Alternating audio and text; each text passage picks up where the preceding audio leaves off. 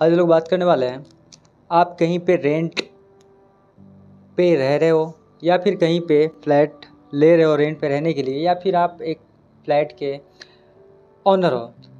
तो आपके लिए इस वीडियो में बताने वाला हूँ कि रेंट एग्रीमेंट समझना बहुत इम्पोर्टेंट है कि रेंट एग्रीमेंट होता क्या है और ये क्यों इम्पोर्टेंट है एक ऑनर के लिए भी, और जो वहाँ पे टीनेट जो वहाँ पे रहने वाले हैं उनके लिए भी। तो चलिए बात करते हैं। फर्स्ट ऑफ ऑल बात करेंगे रेंट एग्रीमेंट क्या होता है, इसमें क्या क्या पॉइंट लिखे होते हैं और ये इतना इम्पोर्टेंट क्यों होता है। तो फर्स्ट ऑफ ऑल बात करते हैं व्हाट इज़ रेंट एग्रीमेंट के बारे में। तो रेंट एग्रीमेंट, जिसको किराया अनुबंध या फिर एक लीगल डॉक्यूमेंट होता है, जो लैंडलॉर्ड जो कि घर का मालिक होता है वो एक टीनेट मीन्स जो कि किराए पे ले रहा है मकान, के बीच एक साइन होता है जिसमें कि लिखा होता है पॉइंट बाई पॉइंट। पहले तो प्रॉपर्टी का एड्रेस लिखा होता है, दूसरा किराए का अमाउंट लिखा होता है, मीन्स कि रेंट अमाउंट लिखा होता है कि रेंट जो है कितने रुपए आपको एवरी मंथ देना है। डिपॉजिट जो सिक्योरिटी डिपॉजिट होती है वो लिखा होता है।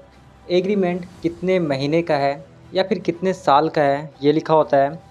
रूल्स एंड रिस्पॉन्सिबिलिटीज़ उसमें लिखी होती है जो कि दोनों पार्टीज़ के लिए होती है। ये एक रिटन पेपर होता है जिसमें दोनों म्यूचुअली रेंट टर्म्स को एक्सेप्ट किए हुए होते हैं। चलिए ये हो गया। नेक्स्ट बात करते हैं रेंट एग्रीमेंट में क्या क्या होता है। चलिए तो यहाँ पे देखते हैं कि रेंट एग्रीमेंट में क्या क्या पॉइंट्स मेंशन होते हैं। तो फर्स्ट ऑफ ऑल लैंडलॉर्ड और टीनेट का नाम लिखा होता है। दूसरा प्रॉपर्टी का एड्रेस लिखा होता है कि जहाँ पे आप रेंट पे रहने वाले हो, या फिर यदि आप एक ऑनर हो तो आपका एड्रेस यहाँ पे लिखा होता है। रेंट अमाउंट और पेमेंट डेट लिखा होता है कि आपको कितना पेमेंट एवरी मंथ देना है और किस डेट के अंदर जो है आपको पेमेंट रेंट अमाउंट देना है। सिक्योरिटी डिपॉजिट उसमें लिखा होता है कि आप जो कि रिफंडेबल होता है। यदि आपका रेंट 5000 है तो उसमें सिक्योरिटी डिपॉजिट जो है लैंडलॉर्ड वहाँ पे लेते हैं, चाहे वो 2 मंथ का ले 10,000 20,000, तो वो आपका रिफंडेबल होता है। मीन्स कि जब भी आप वहाँ से उसको छोड़ोगे तो आपको वो सिक्योरिटी डिपॉजिट जो है वो लैंडलॉर्ड को आपको वापस देना होगा। ड्यूरेशन ऑफ एग्रीमेंट वो कितने मंथ का है, 11 मंथ का है या फिर 1 ईयर्स का है। नोटिस पीरियड मेंशन होता है, मीन्स कि यूजुअली 1 मंथ या 2 मंथ का लैंडलॉर्ड जो रखते हैं, यानी कि जब भी आपको छोड़ना होगा रूम तो आपको जो भी नोटिस पीरियड टाइम है उससे 1 मंथ या 2 मंथ पहले आपके लैंडलॉर्ड को बताना होगा कि अब मैं रूम छोड़ने वाला हूँ। तो ये वहाँ पे मेंशन किया होता है। मेंटेनेंस कौन देगा ये भी वहाँ पे मेंशन होता है, लैंडलॉर्ड देगा या फिर टीनेट देगा। रूल्स एंड रेगुलेशन उसमें लिखा होता है, जैसे सबलेटिंग अलाउड है या फिर नहीं, पेड्स अलाउड है या नहीं, और जो भी है ये सब उसमें मेंशन होता है। तो ये सब जो है रूल्स लिखना बहुत ज़रूरी होता है उसमें, ताकि कन्फ्यूजन जो है आगे ना हो। चलिए नेक्स्ट क्वेश्चन आता है यहाँ पे, रेंट एग्रीमेंट क्यों ज़रूरी है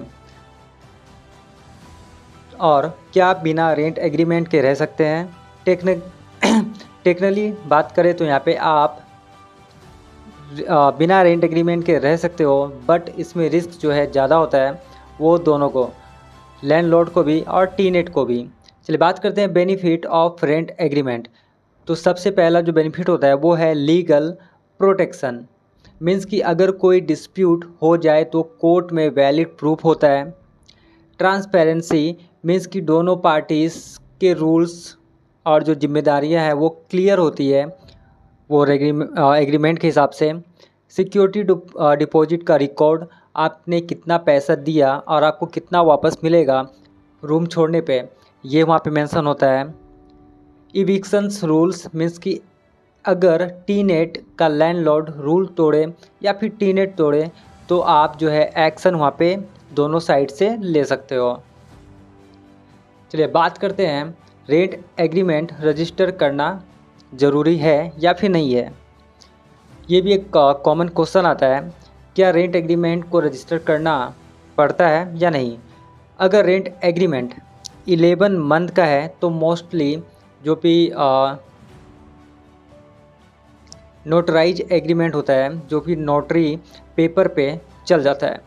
लेकिन अगर एग्रीमेंट 1 ईयर्स या 1 ईयर से ज़्यादा ड्यूरेशन का है तो ऑफिशियली आपको वहाँ पे रजिस्ट्रार से जो है रजिस्टर करवाना पड़ता है, जो कि आपका रजिस्ट्रार के ऑफिस में वो लीगल पेपर बनेगा। रजिस्टर एग्रीमेंट कोर्ट में स्ट्रॉन्ग एविडेंस होता है, यानी कि एग्रीमेंट रजिस्टर करवाने में आपको स्टैम्प ड्यूटी और रजिस्ट्रेशन चार्जेस यहाँ पे देने पड़ते हैं, लेकिन लीगल प्रोटेक्शन के लिए वो वर्थ होता है। चलिए बात करते हैं, यदि आपको रजिस्ट्रार ऑफिस नहीं जाना है तो आप सिंपली ऑनलाइन एग्रीमेंट घर बैठे भी बनवा सकते हो।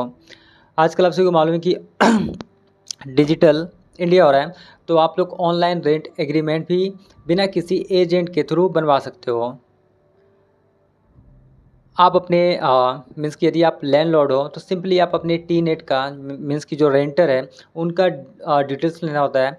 आपको उसका डिटेल्स ऑनलाइन फिलअप करना होगा। प्रॉपर्टी डिटेल्स जो है आपको फिलअप करना होगा। एग्रीमेंट प्रीव्यू देखकर साइन आपको करना पड़ेगा। कुछ वेबसाइट ई साइन और डोर स्टैम्प्स भी जो है आपको डिलीवरी करते हैं।